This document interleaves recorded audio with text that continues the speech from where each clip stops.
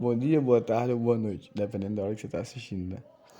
Hoje, eu, José Rodrigo e meus colegas José Alisson e Adolfo Custódio iremos apresentar um documentário sobre uma ficha de investigação que tivemos que solucionar e explicaremos um pouco sobre funções inorgânicas.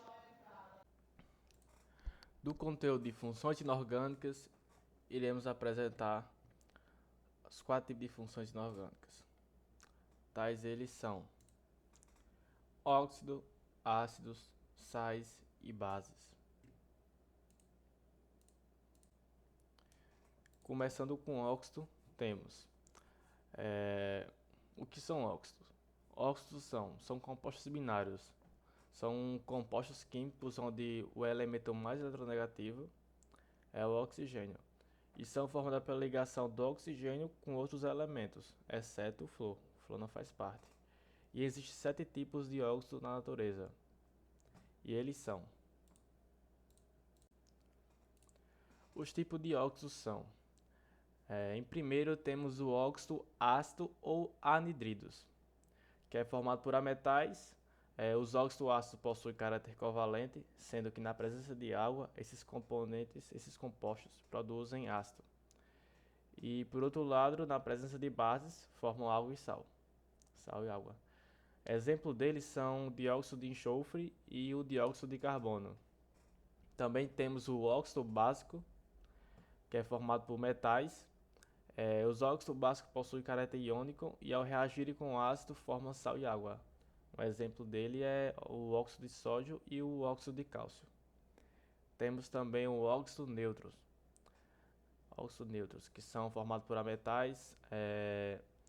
São chamados também de óxidos inertes, porque possuem caráter covalente e recebem esse nome por não reagirem na presença de água, ácido ou base. Um exemplo dele é o nitroso e o monóxido de carbono. O óxido anfótero.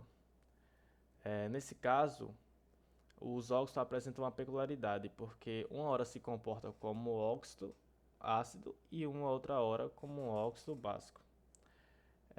Esses compostos, na presença de um ácido, se comportam como básico. Aí, na presença de uma base, reagem como um óxido ácido. Um exemplo deles é o óxido de zinco e o óxido de alumínio. Temos também o óxido misto, onde, nesse caso, os óxidos mistos são duplos ou salinos, são derivados da combinação de dois óxidos. Um exemplo deles é o tetraóxido de triferro ou pedra de ímã e o tetraóxido de trichumbo. Temos também os peróxidos, que são formados em sua maior parte pelo hidrogênio, metais alcalinos e metais alcalinos terrosos. Os peróxidos são substâncias compostas por dois átomos de oxigênio que se ligam entre si. Um exemplo deles é o peróxido de hidrogênio, ou conhecido como nós água oxigenada, que é usada em descoloração de cabelo, essas coisas. E também o peróxido de sódio. Também tem como último o superóxido, que são aqueles que possuem seu NOx de oxigênio menos meio. Entre eles são, vou citar aqui 5 exemplos de superóxido. São o potássio, o superóxido de potássio, o de sódio, cálcio, magnésio e estrôncio. São os 5 superóxidos conhecidos por possuir seu NOx de oxigênio menos meio. Já voltado para o ácido, o ácido é conhecido como doadores de prótons, pois são substâncias que liberam íons positivos de hidrogênio ou de prótons, cátions ou ânions, numa solução aquosa. Sua classificação é dada da seguinte forma: se surgir apenas um cátion H+, na ionização, temos o monoácido, diácido se for 2, triácido se for 3 e tetraácido se for 4. Temos também no ácido o potencial hidrogeniônico, na verdade. O que é potencial hidrogeniônico? Potencial hidrogênio iônico é uma escala que varia entre 0 a 14, é conhecido como pH, onde determina a solução se é ácida ou básica. No caso, quando varia de 0 a 7, são considerados ácido, quando o pH varia de 0 a 7. Quando é 7 é considerada neutro e quando varia entre 8 a 14 são chamadas de bases. Além disso, temos uns exemplos aqui de ácido, conhecido ao dia a dia, ácido inorgânico no caso. São eles o ácido sulfúrico, o ácido fluorídrico, ácido nítrico, o cianídrico e o clorídrico. São usados assim no dia a dia, nem sempre, mas são bastante conhecidos e são exemplos de ácido inorgânico. Já o tornassol e fenolftalina, o que é isso? São indicadores utilizados para saber se a substância é ácida ou básica através da alteração de cor. É muito utilizado para esse uso. Temos também sua nomenclatura nos ácidos, que é no caso, se for hidrácido, é dada da seguinte forma: ácido mais nome do elemento mais prefixo hídrico. Mas caso for oxiácido, é ácido mais prefixo mais nome do elemento central mais sufixo. Isso é sua nomenclatura. E o ácido também possui seu grau de ionização, que no caso é a relação entre o número de moléculas dissociadas e o número de inicial de moléculas. Os sais são substâncias químicas formadas por ligações iônicas entre os átomos. A função inorgânica do sal corresponde aos compostos iônicos que possui. Eles estão presentes em nosso cotidiano, sendo bastante utilizados na alimentação e também em outras áreas. Os sais não possuem sempre o mesmo cátion ou ânion, e por esse motivo não revelam propriedades bem definidas. Entretanto, podemos dizer que, no geral, são compostos iônicos e conduzem corrente elétrica em solução. A salinização do solo é um processo de acúmulo excessivo de sais minerais no perfil do solo. Essa quantidade além do normal de sais afeta as plantas, a microbiologia do solo e as águas. A salinização do solo pode ocorrer por um processo natural ou ser induzida artificialmente, devido ao manejo inadequado da irrigação, má condição de drenagem e qualidade ruim da água de irrigação. As águas, de forma geral, têm sais minerais em sua composição. Em áreas irrigadas, dependendo da origem e quantidade da água aplicada no solo, o acúmulo desses sais pode ser alto. Os sais se concentram devido à evaporação ou absorção da água pela planta. Em sistemas de irrigação mal dimensionados ou com falha no mecanismo de drenagem e com uso incorreto e excessivo de fertilizantes, a salinidade do solo aumenta progressivamente. As plantas cultivadas não são adaptadas a ambientes de alta salinidade, portanto, a presença de grandes quantidades de sais no solo prejudica a germinação das sementes e o seu desenvolvimento. Isso acontece porque as plantas não conseguem absorver a água presente no solo. Além disso, uma maior quantidade de teor de sais na solução do solo altera o pH, e com o pH alto, a disponibilidade de nutrientes é menor. O solo também pode perder a fertilidade, ficar suscetível à erosão e pode haver a contaminação do lençol freático e das reservas hídricas subterrâneas.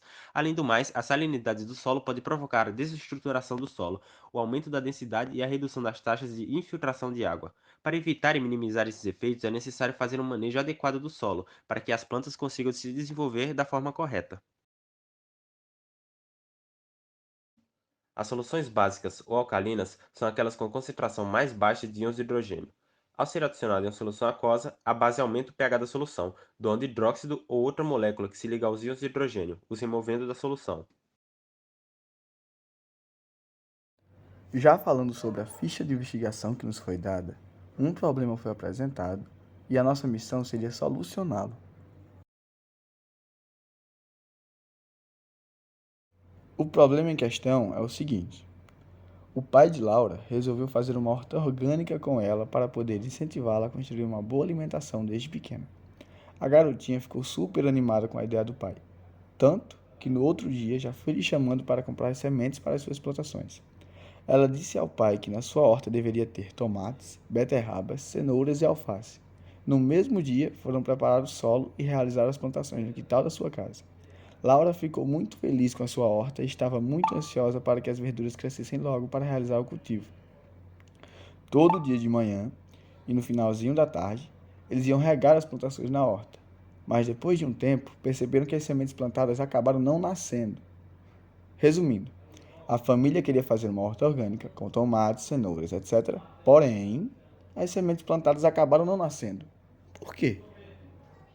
A presença de certos metais e matéria orgânica podem acarretar em um solo ácido, ou seja, com um pH baixo.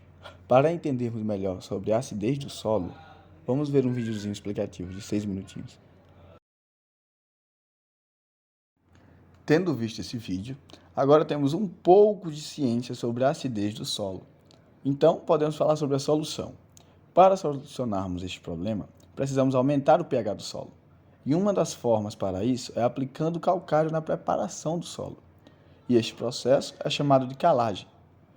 Não sei se vocês sabem, mas o Brasil tem solos ácidos e tóxicos para culturas. Então, o foco principal é corrigir a acidez do solo para a faixa de pH entre 5,5 e 6,5. Essa é a faixa ideal de pH do solo. A calagem, além de neutralizar a acidez, também elimina o alumínio, que é tóxico, como foi citado no vídeo. Através da análise do solo, saberemos qual tipo de calcário deverá ser escolhido, um calcário com mais ou com menos magnésio. A calagem deve ser realizada, geralmente, 3 meses antes do plantio. Porém, a calagem superficial não tem efeito rápido na redução da acidez, e por isso, o calcário deve ser aplicado o mais cedo possível. Como mencionado antes, existem mais de um único tipo de calcário para a calagem do solo. O calcário é um produto proveniente de uma rocha sedimentar. Ele age como neutralizador da acidez do solo. Agora falaremos sobre os tipos de calcário. Calcário calcítico. Este apresenta o maior teor de óxido de cálcio. O que diferencia este calcário dos demais tipos é a baixa concentração de óxido de magnésio e é recomendado para solos com baixa concentração de cálcio. Não esqueça isso. Calcário magnesiano. Este é considerado o intermediário. Em solo com teores já equilibrados de cálcio e magnésio, este tipo de calcário é sugerido apenas para manter estes elementos nas quantidades adequadas. Calcário dolomítico. Este tem uma maior concentração do mineral dolomita e em solos cujo teor de magnésio está abaixo do recomendado, este tipo é o ideal. Calcário filler. O que muda neste calcário em relação aos outros já citados é sua granulometria. O tipo filler pode ser dolomítico, calcítico e magnesiano, porém, ele é bem mais fino que os outros.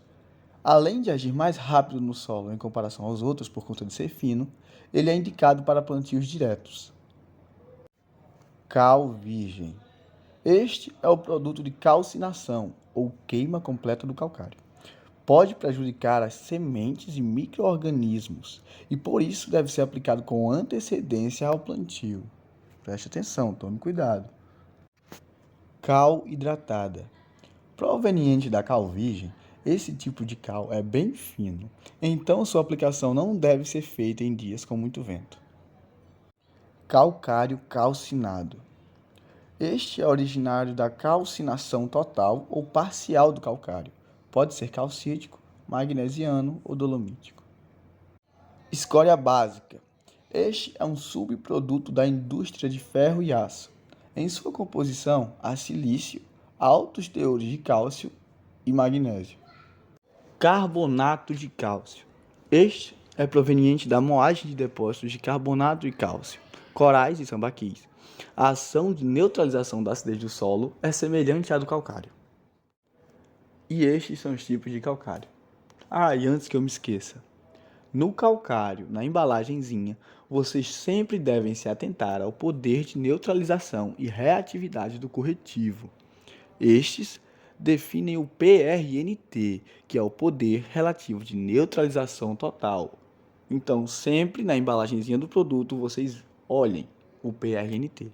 É importante, de extrema importância. E este foi o nosso documentário de Química. Espero que vocês tenham conseguido compreender tudo muito bem sobre funções inorgânicas e como solucionar o problema que nos foi dado. Uma boa noite, uma boa tarde ou um bom dia, dependendo da hora que você estiver assistindo. E obrigado.